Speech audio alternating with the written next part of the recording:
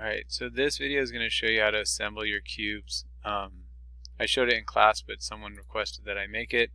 So I'm going to put my initial cube in. I just click to place it, press escape, and remember your first thing that you put in, you've got to ground it.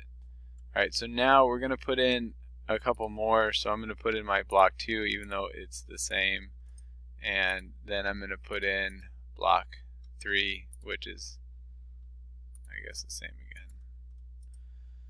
So here's how we're going to we want these to be stair-stepped up, starting at the first one, and then but in those 2-inch increments. So there's a lot of different ways to assemble it, and everyone's cubes are going to be different because of the way that they are. But since I grounded this, whatever I mate and flush with this one, it's going to stay the same. So the first thing I can do is I can just flush all the tops or all the bottoms, because we want those to stay all on the same plane. So I'm just going to mate all those. So now they're all level with each other. So if I press the front, they should all be on the same plane on the top. So now we're going to line them up, and mine, I don't have a flat face on the back of the D, so I can't really use a mate constraint, but I can use a flush with an offset. So I'll flush it, and then I know I want it to go 2 inches back.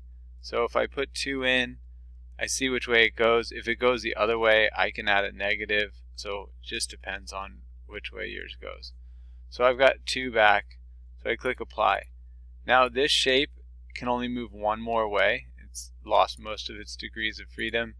So I'm going to now, I want this plane and this plane to be on the same, so I'm going to mate those. So I click apply, now those are mated. So now if I go to the front, it should say the 2 letters in a row, TT, or your first and second letter of your first name. And then if I go to the right, it should say your first and second letter of your last name. So now I'm going to go do the same thing here. So constrain, I'll do this 2, I'll offset it by 2, and then the last mate will go here and here. And when I'm done with that, I should be able to try and drag these, and they shouldn't move.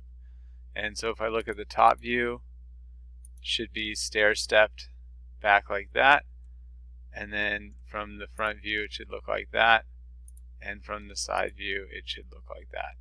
Hopefully your letters won't be TD, TD, TD. It'll be something different, and it'll look cool, and we'll build the base next time.